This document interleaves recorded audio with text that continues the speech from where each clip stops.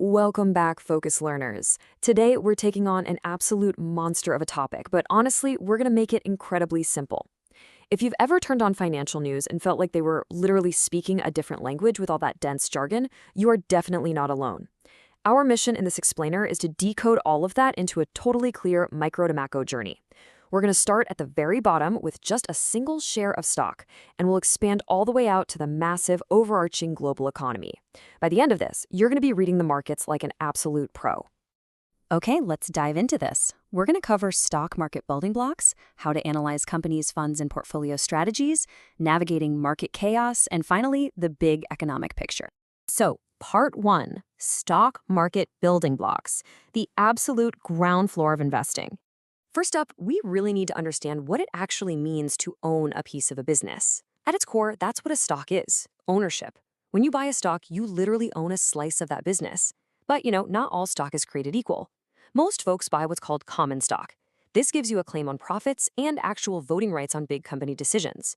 But here's the catch. Your dividends, which are the cuts of the profit paid back to you, well, they aren't guaranteed. Preferred stock, on the flip side, usually trades away those voting rights. But in exchange, you get a way higher likelihood of receiving steady dividends, and you get priority payout if the company distributes money. So it really boils down to a choice. Do you want voting power, or do you want reliable income? Okay, so when are you actually buying these shares? Typically, a standard day on an exchange like the New York Stock Exchange has official market hours running from 9:30 a.m. to 4 p.m. Eastern Time. That's when the vast majority of buying and selling happens. But you'll notice there's pre-market and after-hours trading too. This is where investors react to, say, breaking news or earnings reports that drop outside the normal window. The really critical takeaway here is that if you trade in those extended hours, volume, like the actual number of shares trading hands, and liquidity, how easy it is to buy or sell without moving the price, both drop off a cliff. It can be a much bumpier ride. Moving right along to Section 2, How to Analyze Companies. So now we know what a stock is, but how do we look under the hood and figure out what a public company is actually worth? Investors aren't just guessing out there. They use essential ratios. First up is EPS, or earnings per share. If a company makes $100 million in profit and has 50 million shares, the EPS is $2 per share. Super simple, right? Next, the PE ratio. This compares the current stock price to that EPS, helping you see if a stock is cheap or expensive compared to its actual profits. Then we have the PEG ratio, which takes that a step further by adjusting the PE for expected growth, really great for evaluating those fast-growing startups. And finally, for the income-focused folks, the dividend yield measures exactly how much cash you earn in dividends compared to the current stock price. Now, what's really interesting about this slide is how the market organizes companies purely by sheer size, which we call market capitalization. This is literally just the stock price multiplied by the total number of shares. You've got your large cap companies worth over $10 billion. These are usually your stable, sleeping giants. Then you step down to mid cap and small cap. But look all the way at the bottom. Penny stocks. Shares trading for under $5. Let me be perfectly clear. These are highly speculative and incredibly risky. Yeah, they attract people looking for massive, quick wins, but seeing them stacked up like this helps you realize a penny stock carries vastly more fundamental risk than a large cap titan. But size isn't everything. Fundamental strategy matters big time. We basically have two camps, growth stocks and value stocks. Growth stocks are companies, usually tech, right, that are expanding rapidly. Instead of paying dividends, they take their profits and aggressively pour them right back into the business to fuel more growth. Value stocks are a completely different path to profit. These are companies that just look cheap compared to their fundamentals. It's like finding a hidden gem. Investors buy them up, hoping the rest of the market will eventually wake up and realize their true worth. So we can analyze a single stock, figure out its size, and see if it's built for growth or value. But that brings us to a huge question. If there are literally thousands of companies out there, how on earth do we track the health of the entire market all at once? The answer almost always comes back to this number, 500. This refers to the S&P 500 index. Now, an index is just a collection of stocks meant to represent a bigger chunk of the market. The S&P 500 tracks 500 of the biggest, most massively influential companies in the US. It's the ultimate benchmark. When you hear professional investors talking about beating the market, they mean they're trying to earn a return higher than this specific index. And as simple as that sounds, consistently beating the S&P 500 over a long period, it's incredibly tough. Fun fact, Warren Buffett actually won a $1 million bet, proving that a basic S&P index fund could outperform elite hedge funds over a decade. All right, let's step back a bit. Section 3, Funds and Portfolio Strategies. Let's explore how investors actually group multiple assets together to build long-term wealth, rather than just picking one stock at a time. Basically, there are two major philosophies here. Active investing is the high-effort route. You're picking individual stocks, trying to perfectly time your market entries and exits, and really aiming to outperform those averages we just talked about. Passive investing is the total opposite. It's a long-term, low-cost approach. You buy broad index funds and you just hold them. A favorite tool here is dollar-cost averaging, investing a set amount of money on a regular recurring schedule, like every single month. It brilliantly smooths out the market's inevitable roller coaster ride, taking the emotion completely out of the equation. Now, while you're holding these portfolios, companies will sometimes make big moves, known as corporate actions. For example, an IPO, or initial public offering, that's when a private company first sells shares to the public. A secondary offering is when a public company issues even more shares to raise extra cash. Then you have a buyback, which is the exact reverse.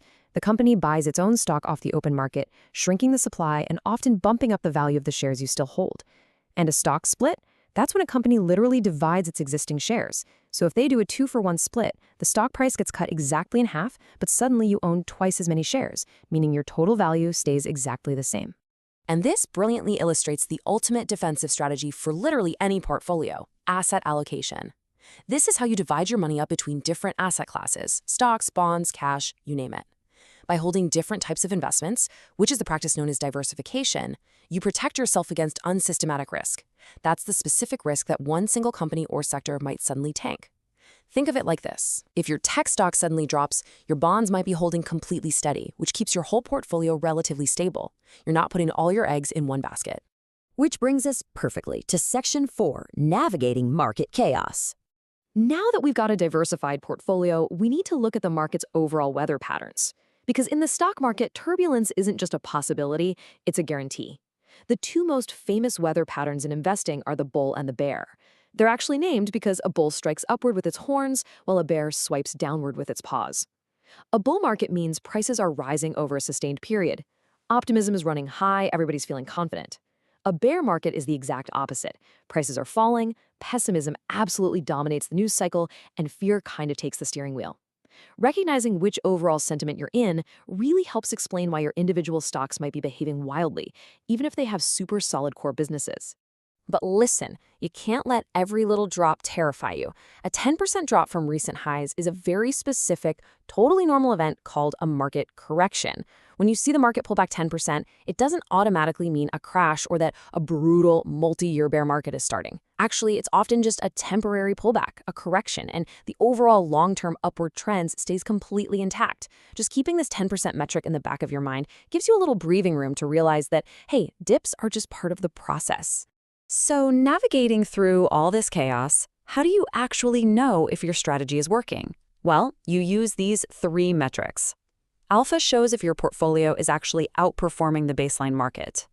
Beta measures your volatility, so a high beta means your portfolio is super sensitive to the market swings.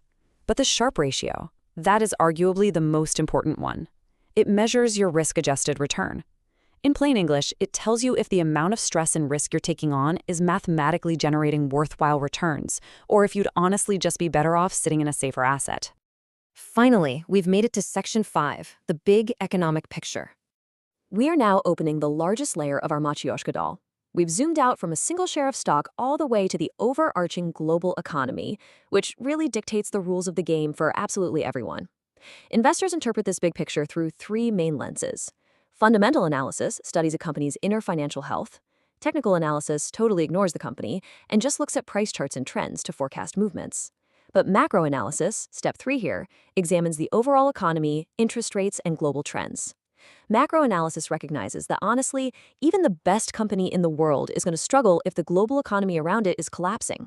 And those massive macro forces are usually defined by these 3 terms. You've got inflation, which is when prices rise, meaning your money buys less than it did yesterday.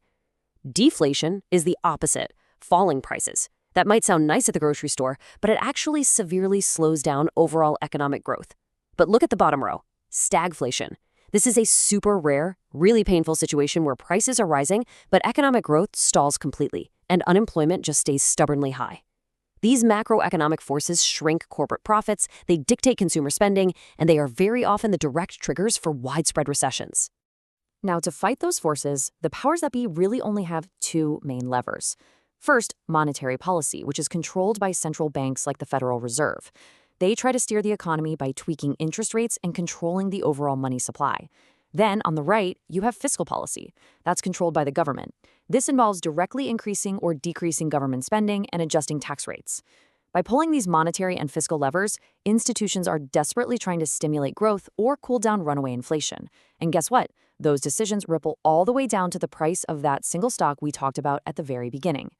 So the crucial point is this: the stock market is not some random casino. It is a highly interconnected system that you can absolutely learn to read.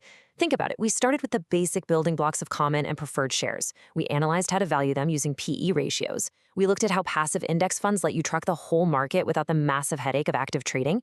We learned the difference between a charging bull market and a standard 10% correction. And finally, we saw how massive macro forces like inflation and fiscal policy steer the entire ship. Understanding this jargon, that is literally your key to true financial literacy.